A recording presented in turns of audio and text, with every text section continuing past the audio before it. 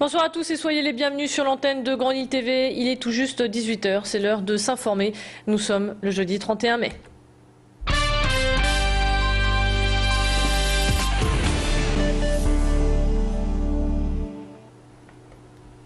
On ne le répétera jamais assez, fumer tue.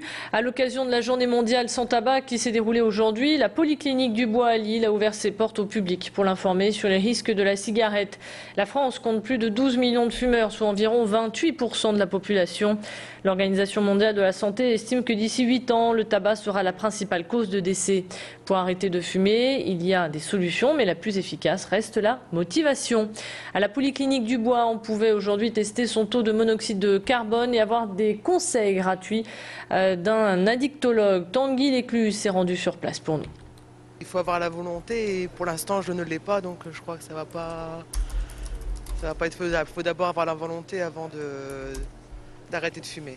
Je suis entourée de fumeurs et puis pour justement ma propre santé, pour voir si j'étais vraiment atteinte ou pas. Je vais leur couper les cigarettes, je vais leur supprimer leurs cigarettes parce que franchement, ils ne pensent pas à moi. Voilà, tout simplement. Je suis égoïste maintenant, il faut penser à moi. Voilà. La ville de Lompré, victime de cambriolage. Le week-end de la Pentecôte a été marqué par une série de homejacking. Des voleurs se sont attaqués à 3 maisons, portant ainsi à 5 le nombre de cambriolages lors de ces 15 derniers jours. Les propriétaires ont été dépossédés de leurs biens, bijoux, argent, appareils électroniques ont disparu.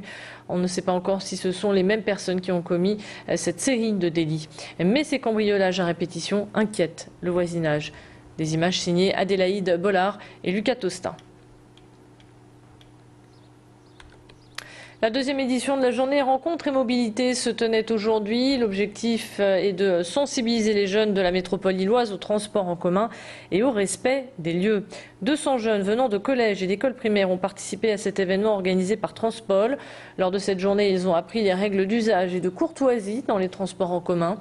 Des stands et des animations étaient aussi installés dans 5 stations de métro. Pierre Beauvillain s'est rendu à celle de Colbert. Au programme des jeux vidéo, des quiz et des débats, des animations ludiques pour bien retenir la leçon. La preuve avec ses réactions. On fait une genre de petite activité, on nous pose des questions sur la sécurité routière. J'ai commencé par le jeu des questions. Ils ont posé des questions et il fallait répondre en buzzant. Il faut respecter les règles de transport. Je peux donner un exemple. Pas jeter des papiers dans les bus, pas de casser les vitres, pas de taguer. Quand on a notre ticket, il faut le montrer au contrôleur. Parce que sinon on peut se prendre une petite amende de 90 €, j'aurais dit. En politique, J-9 avant le premier tour des législatives et comme chaque jour sur Grand Lille TV, on vous présente une circonscription. Aujourd'hui, on s'arrête sur la 6e. Ancré à droite depuis 1993, le député sortant Thierry Lazaro se porte de nouveau candidat. Ce dernier est par confiant. Lors des élections présidentielles, Nicolas Sarkozy est arrivé en tête dans cette circonscription avec 56%. Le député sortant aura face à lui 10 autres candidats, dont Luc Monet.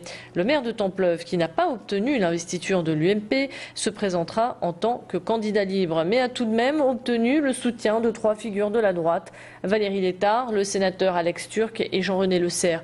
Pour Thierry Lazaro, la candidature de Luc Monet divise plus qu'elle ne rassemble. Je vous propose donc d'écouter ces 2 candidats au micro de Tanguy Lécluse. Il paraît qu'il faut toujours se méfier en politique des amis de 30 ans. Je ne voudrais pas que Luc se baladurise. Un compagnon de route qui a certainement oublié que Jean-Luc de Tavernier et moi-même l'avons toujours soutenu puisqu'il a pris des fonctions importantes après nous. Mais bon, c'est son choix. S'il choisit la division, qu'il l'assume. Moi, je choisis l'addition. J'ai l'investiture de l'UMP, du Nouveau Centre. Je suis soutenu par de nombreux divers droites pour de la phase politique. Et je pense que j'ai la légitimité liée au suffrage passé. Nous inscrivons, nous, complètement, dans le cadre des élections législatives, sur un programme lié à la région qui nous occupe, à savoir le PVL Mélantois.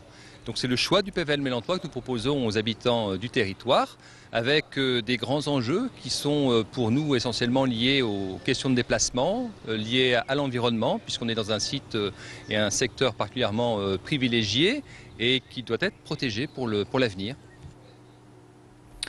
11 candidats figurent sur la liste de cette 6e circonscription qui regroupe les cantons de Sizouin, Pont-à-Marc, Lannoy et Orchy. Pour en citer quelques-uns, Annie Lemayeux sera sous les couleurs du Front National, Luc Dubois sous les couleurs de Lutte Ouvrière. Tous les noms s'affichent actuellement sur votre écran.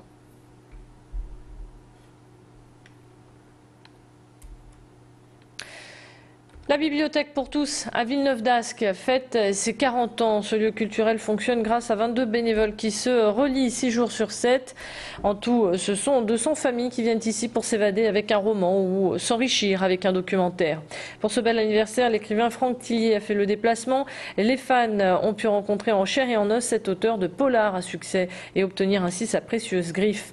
Lors de sa venue, Franck Tillier a rappelé tout son soutien aux librairies indépendantes qui doivent faire face à la concurrence accrue des grandes surfaces. Et puis la fête continue ce week-end avec la journée Portes ouvertes qui se tiendra ce samedi. Au programme, un spectacle de marionnettes suivi d'une rencontre avec l'auteur Jean-Pierre Courriveau. 18h passées de 6 minutes, c'est ainsi que s'achève cette édition. Merci de l'avoir suivi. Sachez que toutes les vidéos sont bien sûr à retrouver sur notre site internet www.grandlille.tv. On marque une courte pause et on se retrouve dans un instant pour tout savoir de la couleur du ciel. A tout de suite.